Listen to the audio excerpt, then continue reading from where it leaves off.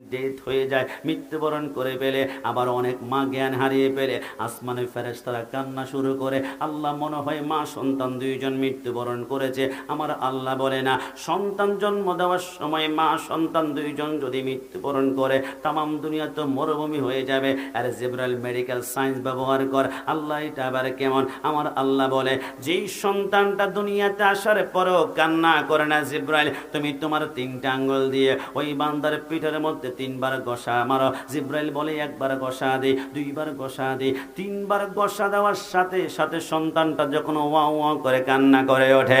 যুবক আমার, পর্দানিশীন মা বোনরা, আল্লাহর ইজ্জতের কসম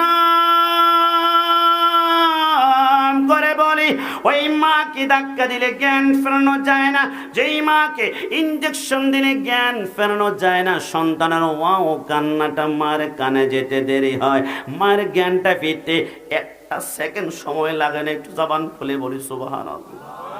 দুনিয়াতে আসার পরে মার স্তন থেকে আমরা একটানা 2 বছর দুধ পান করেছি। আপনি বলবেন গোলাম রাব্বানী কাশিমি 1 ফোঁটা করে কতটুকু আর দুধ পান করেছি? আরে বাদ দাও না, আমেরিকান বৈজ্ঞানিকরা বলে আমরা মার 1 ফোঁটা দুধ নিয়ে আমরা গবেষণা শুরু করলাম। 1 বছর পরে আমরা এমন একটি তথ্য পেলাম, 100 জন খ্রিস্টান বৈজ্ঞানিক আমরা কালিমা পড়ে মুসলমান হয়ে গেলাম। কেন জানোনি?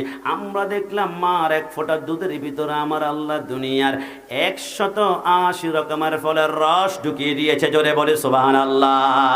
আর যুবক আমার, দুনিয়াতে আসার পরে মার স্তন থেকে আমরা একটানা 2 বছর দুধ পান করেছি। তাফসীরকারগণ বলে, ওই 2 বছরের দুধগুলা যদি তোমরা একটা পাল্লায় রেখে ওজন দিয়ে দেখো, তোমরা দেখবা 2 বছরে অন্তত পক্ষে মার স্তন থেকে তোমরা 27 মণ দুধ পান করেছ। জোরে বলে সুবহানাল্লাহ, চিৎকার মেরে বলে সুবহানাল্লাহ।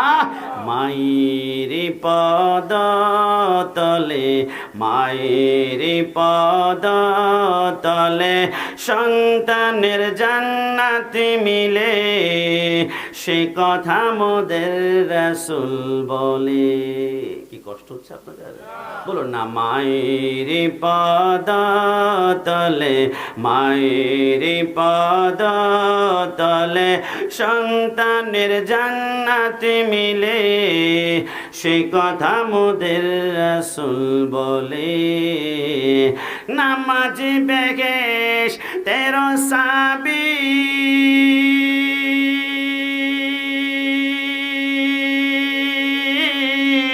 সে বেহেশতে মায়ের কদমে পাবি। চাবি পাইলে কাজ হবে না, চাবি পাইলে কাজ হবে না, মায়ের কদমে না পাইলে। ডান হাত তুলে বলো ঠিক কিনা? চাবি পাইলে কাজ হবে না, চাবি পাইলে কাজ হবে না, মায়ের কদমে না পাইলে, সে কথা মোদের রাসূল বলে। শেষবারের মতন, মায়ের পদ তলে, মায়ের পদ সন্তানের জান্নাতে মিলে, সে কথা মোদের রাসূল বলে। আমি গত সপ্তাহে প্রোগ্রামে গিয়েছিলাম ব্রাহ্মণবাড়িয়া বাঞ্ছারামপুরে। একজন যুবক খাওয়া দাওয়ার পরে বলল, হুজুর মাথায় একটু হাত দিয়ে দোয়া করে দিন না।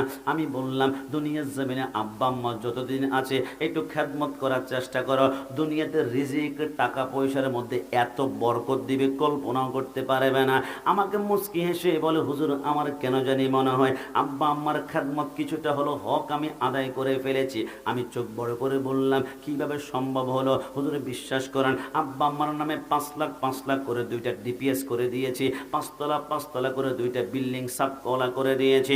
রাত 2টা বাজে একদিন মার কলেজা টন করে ব্যথা করে ঢাকা অ্যাপোলো হসপিটালের মধ্যে নিয়ে ওপেন সার্জারি করে 5 লক্ষ টাকা খরচ করলাম। বাদ দেন হুজুর, সেকেন্ডে আব্বা আম্মার যা প্রয়োজন হয় আমি সেকেন্ডে সবকিছু হাজির করে পেলে। আমি বললাম, আরে বোকা, আব্বা আম্মার হক তাহলে এখনো বুঝতেই পারস নাই? বলে, এটা আবার কেমন? আমি বললাম, একখানা হাদিস মুবারাকা তোমাকে শোনাতে হবে।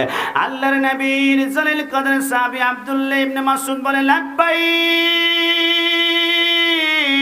আল্লাহুম্মা লাব্বাইক লা শারীকা লাকা লাব্বাইক ইন্নাল হামদা ওয়ান নি'মাতা লাকা ওয়াল মুলক লা শারীকা লাকা লাব্বাইক বলে আমি দেখলাম সাহাবী 7টা চক্কর দিয়ে হাতিমে কাবার সামনে বসলো। ওই সাহাবী বলে আমি আশ্চর্য হয়ে গেলাম, আমি দেখলাম একজন যুবক তার মাকে কাঁধের মধ্যে করে নিয়ে কাবা তাওয়াফ করছে, লাব্বাইক আল্লাহুম্মা লাব্বাইক, কিন্তু যুবক তার মাকে কাঁধ থেকে কোনো মতেই নামায় না, কোনো মতেই নামায় না। তার মাকে কাঁধের মধ্যে করে নিয়ে 7টা চক্কর দিল, কপাল থেকে ঘাম ঝরে, রগগুলা টান টান হয়ে আছে, কপাল থেকে প্রচন্ড ঘাম ঝরে। আমি দেখলাম যুবকটা তার মাকে কাঁধের মধ্যে করে নিয়ে কাবার চারপাশে 7টা চক্কর দিয়ে এবার তার মাকে গর্রের মধ্যে রেখে এসে বলল, সাহাবী এতক্ষণ যে আমার মাকে কাঁধের মধ্যে করে নিয়ে আমি 7টা চক্কর দিলাম, একটা বারের জন্য আমার মার কদমটা জমিনে আমি লাগাই নাই, কেমন লাগলো? সাহাবী বলে এত সুন্দর মার খেদমত জিন্দেগিতে আমার চোখে আমি কোনোদিন দেখি নাই। সাহাবী যখন কান্না করে, যুবক বলে সাহাবী আপনি কি মনে করেছেন আমার মাকে কাঁধের মধ্যে করে নিয়ে শুধু 7 চক্কর দিয়েছি? না, ওয়াল্লাহি আল্লাহর কসম, গতকালকে গোটা দিনটা আমার মাকে কাঁধের মধ্যে করে নিয়ে আমি আরাফার ময়দানে তন্ন তন্ন করে দৌড়িয়েছি। গতকালকে আমার মাকে কাঁধের মধ্যে করে নিয়ে আমি সাফা মারওয়ার মধ্যে 7 বার দৌড়াদৌড়ি করেছি, মিনায় মুজদালিফায় গিয়েছি। আমার মার একটা বারের জন্য কদমটা জমিনে লাগতে দেই নাই, কাঁধে করে করে তাওয়াফ করেছে। সাহাবী বলে মানে কি? তোমার মাকে কাঁধের মধ্যে করে নিয়ে গোটা হজ তুমি কমপ্লিট করেছ? যুবক মুস্কি হেসে বলে আল্লাহর কসম তাই তাই তাই। সাহাবী বলে তোমার জীবন্ত পরিবর্তন, মাকে কাঁধের মধ্যে করে নিয়ে একটা বার কদমটা জমিনে লাগাও নাই, গোটা হজ করেছ। সাহাবী যখন কান্না করে, ওই যুবক বলে সাহাবী আপনি কি মনে করেছেন আমি শুধু আমার মাকে কাঁধের মধ্যে করে নিয়ে একবার হজ করেছি? না, ওয়াল্লাহ বিল্লাহ তাল্লাহ 3 বার খোদার কসম করে বলে আজকের দিন পর্যন্ত আমার মাকে কাঁধের মধ্যে করে নিয়ে আমি 40 বছরে 40টা হজ করেছি, বারার জন্য মার কদমটা জমিনে লাগতে দেয় নাই।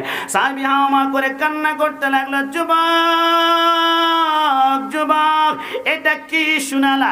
তোমার মাকে কাঁধের মধ্যে করে নিয়ে 40 বছরে 40টা হজ করেছ বলে? হ্যাঁ হ্যাঁ। যুবক বলে সাহাবী কান্না করবেন না, এবারে ছোট্ট একটা প্রশ্ন করে এর আমার ওরাইনের ভাইয়ারা, ওই যুবকের ছোট্ট প্রশ্নটা একটু আপনারা সবাই শুনতে হবে। যুবক বলে সাহাবী কষ্ট নিবেন না, এই যে আমার মাকে কাঁধের মধ্যে করে নিয়ে আমি 40 বছরে 40টা হজ আদায় করেছি, একটু বলুন না এখন কি আমার মার হক আমি আদায় করতে পেরেছে কিনা? সাহাবীর চোখের পানিগুলা ডান হাত দিয়ে মুছে চোখগুলা লাল করে ফেললো। এবার তার গাঁড় পেরিয়ে বলল, যুবক তোমার সাথে আর কোনো কথা নাই। বলে কেন কথা নাই? আরে মার হক নিয়ে প্রশ্ন করেছ? এমনিতে প্রশ্ন করি নাই, 40 বছর মাকে কাঁধের মধ্যে করে নিয়ে 40টা হজ করার পরে মার হক নিয়ে প্রশ্ন করেছি, আপনি গরম হলেন কেন? ওই সাহাবী বলে আল্লাহর ইজ্জতের কসম করে বলে আরে যুবক না না না, মাকে কাঁধের মধ্যে করে নিয়ে 40 বছরে 40টা হজ আদায় করে মার হক তো দূরের কথা, আল্লাহর কসম অনেক দিন পরে তুমি যখন বাড়িতে যাও, তোমার মা যখন অনেক দিন পরে তোমাকে দেখে হঠাৎ করে একটা মুস্কি হাসি দেয়, আল্লাহর কসম করে বলি ওই মুস্কি হাসির হক তো তুমি এখনো আদায় করতে পারো না। একটু জবান খুলে বলি সুবহানাল্লাহ। আরে যুবক কোন আব্বা আম্মার সাথে গাদ্দারি করো? আমি গোলাম রব্বানী কাশিমি কলিজার মধ্যে হাত দিয়ে বলতে পারি আমার আব্বা আম্মার দোয়া ছাড়া এই চেয়ারের মধ্যে কোশ্চিন কালো আমি বসতে পারতাম না। আমার থেকে সার্টিফিকেট ওয়ালা যুবক আছে, কণ্ঠ সুন্দর, আবার বডি, আবার হয়তো বা সুন্দর চেহারা, কিন্তু আমি যতবার ঘর থেকে বের হই আমি বুকে হাত দিয়ে বলতে পারবো ততবার আব্বা আম্মার কদমের মধ্যে 2টা ঠোঁট লাগিয়ে আমি একটা চুমু দেওয়ার চেষ্টা করি, ঠোঁট লাগাতে দেরি হয়, আব্বা আম্মার চোখের পানিগুলা মাথার তালুর মধ্যে পড়তে বিন্দু মাত্র দেরি হয় না, ওইটা আমার জন্য দোয়া হয়ে যায়। আরে তোমার আব্বা আম্মা তোমার থেকে কোটি টাকা চাইবে না, তোমার আব্বা আম্মা তোমার থেকে ব্যাংক ব্যালেন্স চাইবে না। প্রত্যেকটা সন্তানের কাছে আব্বা আম্মা কি চাই জানো? আমি গত বছর সেপ্টেম্বরে উমরা যাওয়ার জন্য অনেক আমার আকাঙ্ক্ষা, আমি জীবনে একবার মদিনা যাব, আমি জীবনে একবার মদিনা যাব। আমি একটা মাটির ব্যাংক বানালাম, নাম দিয়েছি মদিনার টিকিট। প্রত্যেক মাহফিল থেকে যাওয়ার পরে 1 2000 টাকা করে ব্যাংকের ভিতরে পালাই। 6 মাস পরে আমি বাংলাম 1.5 লক্ষ টাকার উপর হয়ে গেল। ওই ব্যাংকের টাকা নিয়ে চট্টগ্রাম কুমিল্লা এবার পাসপোর্ট অফিসে যাওয়ার পরে আমি সমস্ত ভিসার কাগজপত্র পাসপোর্টের কাগজপত্র জমা দিলাম। এবার বাড়িতে এসে আমার মার পাশে বসে মুস্কি মুস্কি হেসে বলি, মা আল্লাহ মনে হোক কবুল করেছে, আমাকে মদিনায় নেবেন। আমি দুষ্টামি করি আমার মাকে বলছিলাম, মা আপনিও কি আমার সাথে মদিনায় যাবেন? আমার মা কোনো কথা বলে না, শুধু চোখের পানিগুলা টল টল করে ছেড়ে দিয়েছে, গাল বেয়ে বেয়ে চোখের পানিগুলা পড়ে। আমার বুঝতে বাকি নাই, আমার মারও মদিনায় যেতে মন চায়। আমি বললাম দেরি করা যায় না, আগামীকাল আবার আমি পাসপোর্ট অফিসে যাব।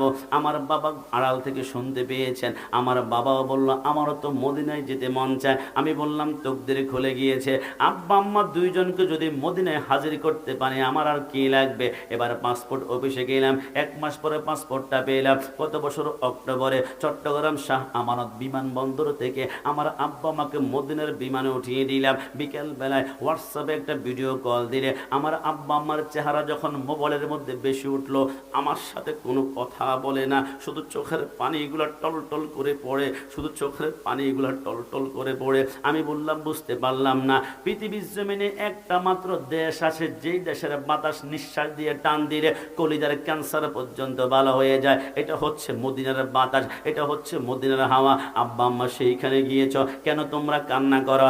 আমার মা চোখের পানিগুলো ছেড়ে বলে, কাশিমি পৃথিবীর মানুষকে জানিয়ে দিও, কোন আব্বা আম্মা জীবনের সন্তানের কাছে কোটি টাকা চাইবে না, কোন আব্বা আম্মা সন্তানের কাছে কোনোদিন বাড়ি গাড়ি চাইবে না। প্রত্যেকটা আব্বা আম্মার একটাই আকাঙ্ক্ষা থাকে, ইস আমার সন্তানরা যদি টাকাওয়ালা হয়, একবার যদি আমাকে মক্কা মদিনায় হজ করায় আমার জীবনটা ধন্য হয়ে যাবে। আমার সন্তানকে টাকাওয়ালা বানাও, একটা বড় সন্তান মক্কা মদিনায় নিতে পারে।